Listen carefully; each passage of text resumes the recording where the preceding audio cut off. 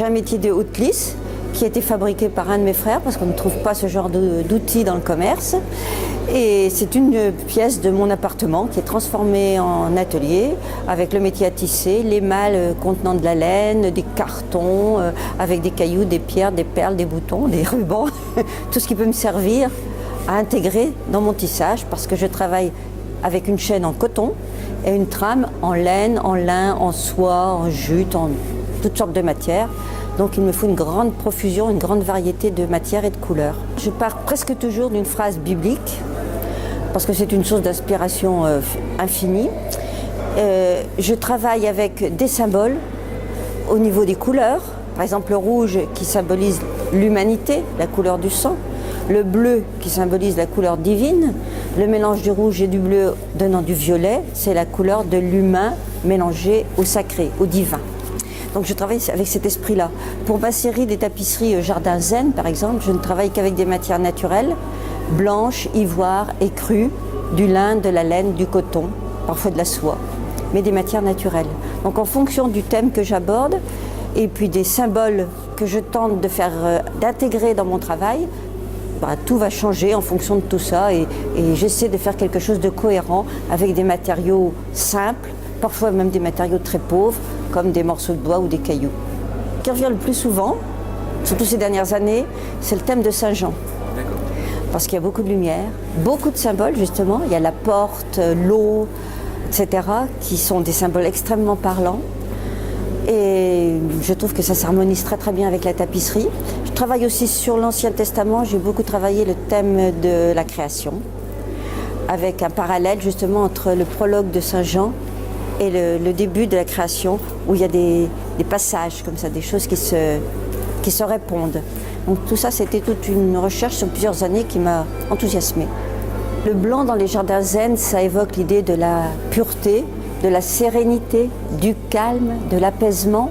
Et c'est vrai que ces tapisseries, je constate chez les visiteurs, ont une sorte d'impact. Dans le monde actuel, où tout est compliqué, où il y a énormément de violence, d'inquiétude, d'angoisse, on a besoin d'une bouffée d'oxygène, de quelque chose qui va nous permettre d'accéder à un peu de sérénité. Et c'est vrai que moi, en travaillant ces tapisseries blanches, j'ai déjà énormément de calme, d'apaisement, et c'est un véritable bienfait que je tente de communiquer aux visiteurs. Dans certaines tapisseries, il y a des silhouettes, dans certaines, pas dans toutes. Mais pour moi, l'humain est au centre de ma tapisserie, l'humain et le divin. Le fait de travailler la tapisserie, c'est éminemment humain, c'est très tactile. J'ai pas d'outils, j'ai que mes doigts, mes mains pour travailler. Donc il y a une partie d'humain qui entre en ligne de compte. Ça, associé au symbole, je trouve que ça crée quelque chose comme ça de très parlant, très suggestif. La sagesse, qui est le thème de cette année, sur lequel j'ai fait plusieurs tapisseries, dont celle-ci.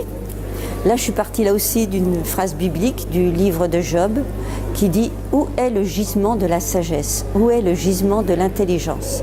Alors cette phrase-là, je l'avais déjà travaillée il y a une dizaine d'années, donc du coup, je m'y suis remise, je me suis replongée dans toutes sortes de lectures.